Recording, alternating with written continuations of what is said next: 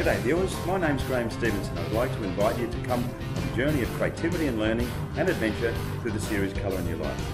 There's an artist in every family throughout the world, and a lot of the time there's an artist deep down inside all of us as well. So grab your kids, your brothers, your mothers, your aunties, your uncles, and come and see how some of the best artists in Australia do what they do.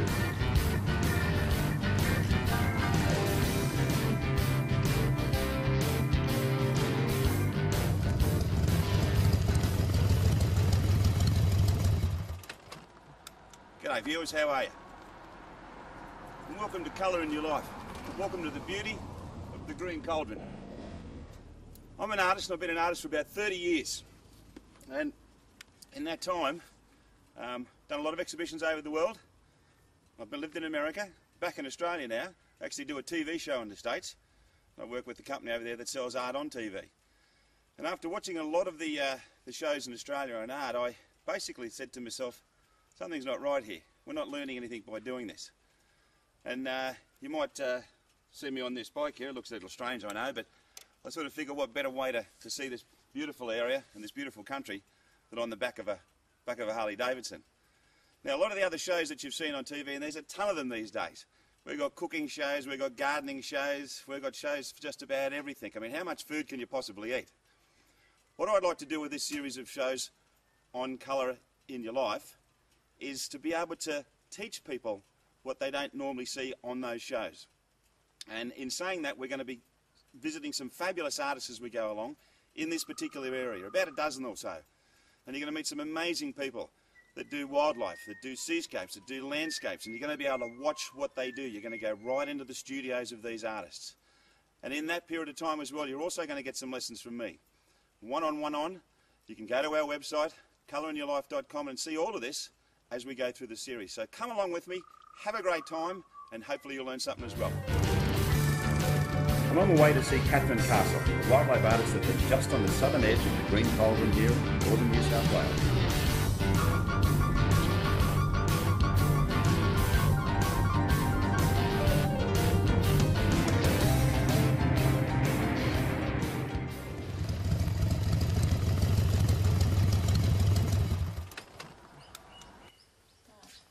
Hi Graham, how are you?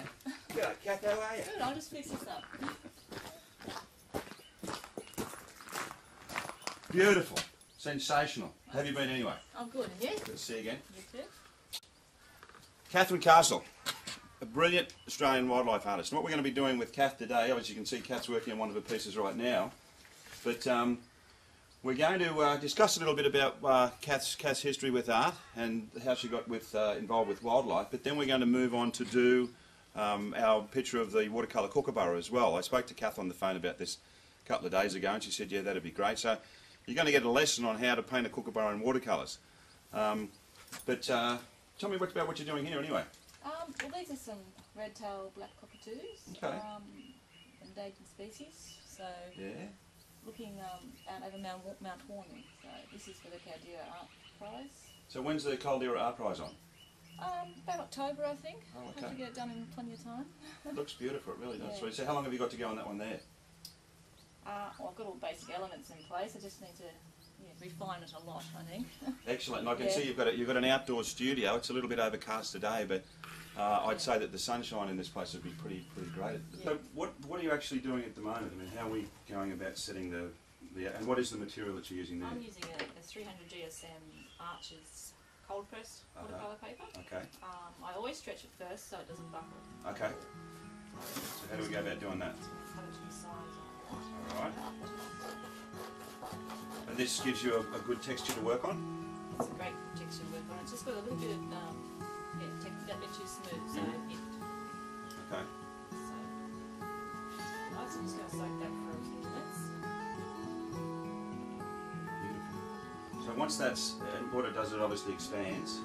Yes. And then from there, have you got a special sort of tape for this at all? Or? Yes, I use a tape here. What have you got there?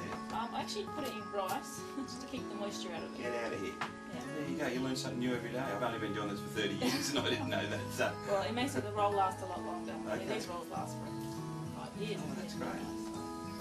We've been rice. I've been about that. The size that you need. Okay.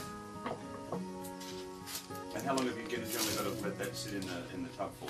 I normally leave it about 4 or 5 minutes. One of the most important things is getting your drawing right. Have a bad drawing or it's out of shape or wrong proportions, the whole painting is just not going to look right. So I make sure the composition's all worked out and the bird looks right before I start. I'm just using a 2B pencil. I like these mechanical pencils. They sharpen to a nice fine point and just quick and easy. Now, Kath, there's that pencil you're using. Can you get light shading and dark shading with that, or do you use other pencils as well, or just that one there? I generally, just for sketching out for a painting, I use these. If I was doing a graphite drawing, I'd probably use a few different shades of lead. You can get these in 4B and 8B and HB, I think. So the light box just saves a lot of time. It's only a recent acquisition of mine, but it's been great to have it. A lot of people use those projectors and things like that. Yeah. Stick it on. All we need to do is just go over your pencil line. And as you can see, it comes straight out onto the paper. Just put a few of these in.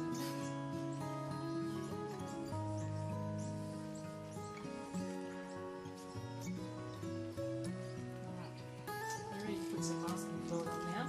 This is Winsor & Newton. This is just so I can do a background wash without. I want to keep these bits white as I can. Just helps float along the paint. But the wash I do in the background is very loose and tends to get everywhere. So I'm just going to around the edges. For this I'm using an old brush because after we use masking fluid the brush is pretty much ruined. Just save my old brushes for this and throw them out after a couple of uses.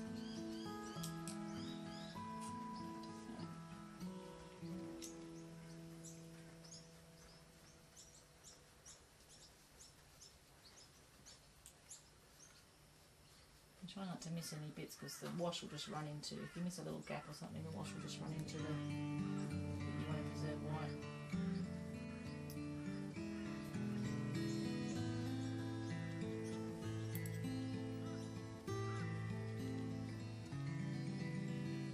Beautiful. That's it. We'll make sure it dries. Shouldn't take long at all.